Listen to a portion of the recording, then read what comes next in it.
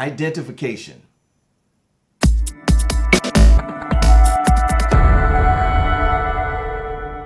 Hi everyone, Antonio Thornton, March 12th, day number 71 of 365 Science of Mind.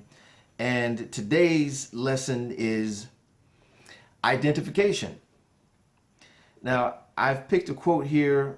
It's an Islamic quote, and I don't know who it is credited to, so we'll just say an anonymous Islamic quote. And it says, "Your prayer for someone may or may not change them, but it always changes you." And I'm going to come back to that in just a moment once I read through the text here.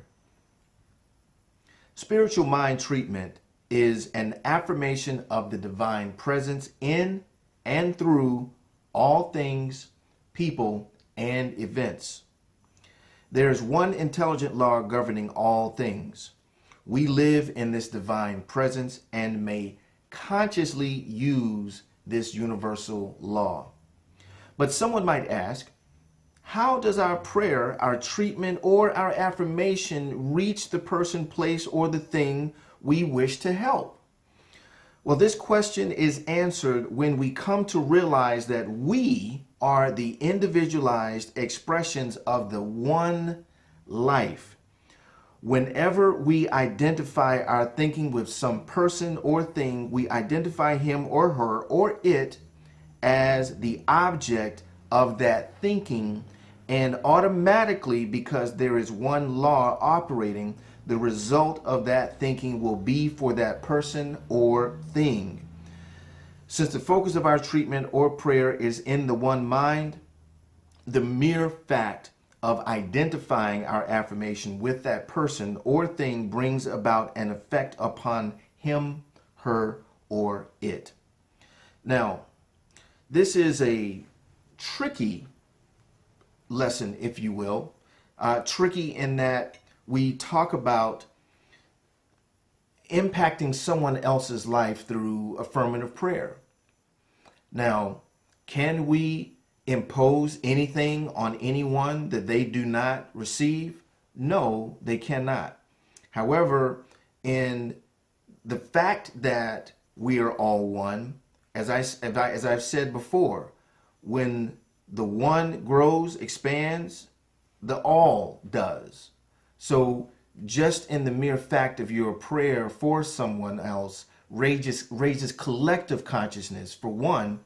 And secondly, what did the quote say? Your prayer may or may not change someone else, but it always changes you, therefore changing them. How so? Because they are a part of the one, they are part of the whole, just as you are part of the whole, and you cannot pray, affirm, meditate, desire, wish into the one mind without impacting everyone else. Think about that. We cannot do anything into the one mind that does not impact everyone else. We may think we're off doing something on our own. We may feel like we're off in a chasm of individualization. We may feel that we are off in a place of loneliness or being by ourselves, but we are absolutely, positively not. So in the upliftment of one, we are uplifting the all. And in this case, as it reads here, we live in the divine presence and may consciously use this law.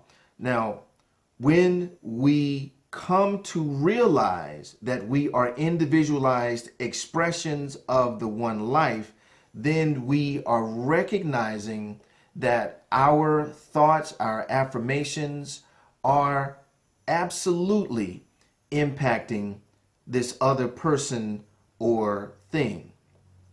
Whenever we identify our thinking with some person or thing, whenever we identify our thinking with some person or thing, I mentioned this before. I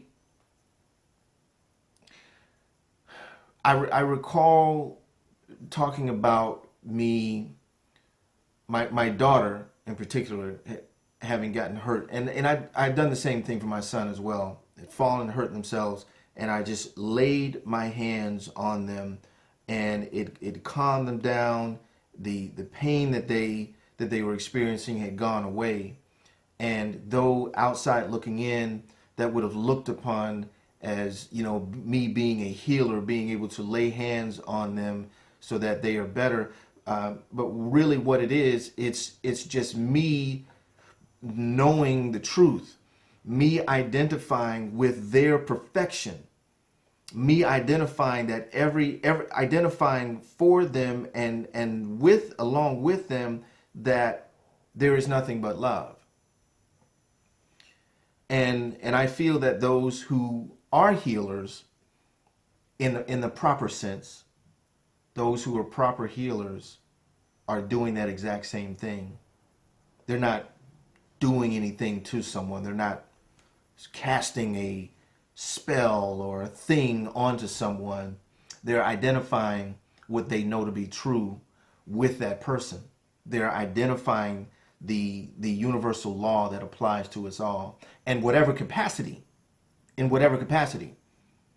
You have Christian healers. You have you have multi faiths of healers, and I believe that their healing happens in the exact same way. Is that they're knowing the truth, whether it be the truth of Jesus or the truth of Allah, whatever that truth might be. They're knowing that truth through the one mind and identifying with that person. So this application for this lesson is really more around the idea and the concept of being able to truly identify your knowing as an individuation of the one mind. And if there is anyone in your life that you want to bring an enlightenment to, an uplifting to, a healing to, is knowing that same truth for them, identifying for them. No one will receive anything that they're not open to receiving. So that's not really your concern. So if you're wanting some desire for someone that they don't want for themselves, they'll only receive what they are open to receiving from you, or from anywhere for that matter. But will they receive the same benefit that your uplifting will contribute to to the collective consciousness? Yes, absolutely. Absolutely. So whether it's yourself or whomever, know the truth. Know that we are all one, and the upliftment of one is the upliftment of all. So let's go ahead and move into our meditation and affirmation for today. And as always, I'm going to read it in first person, and you are welcome to receive it as you may. And you can receive it directly, or you can receive it through the upliftment of the collective consciousness that happens every time I do this. I am pouring into myself and pouring into all others, whether you want it or not.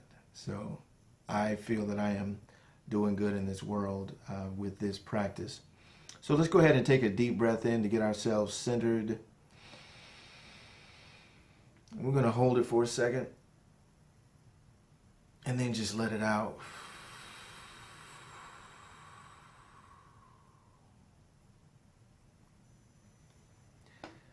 Today, I am identifying myself, everyone else, and everything I do with the divine presence.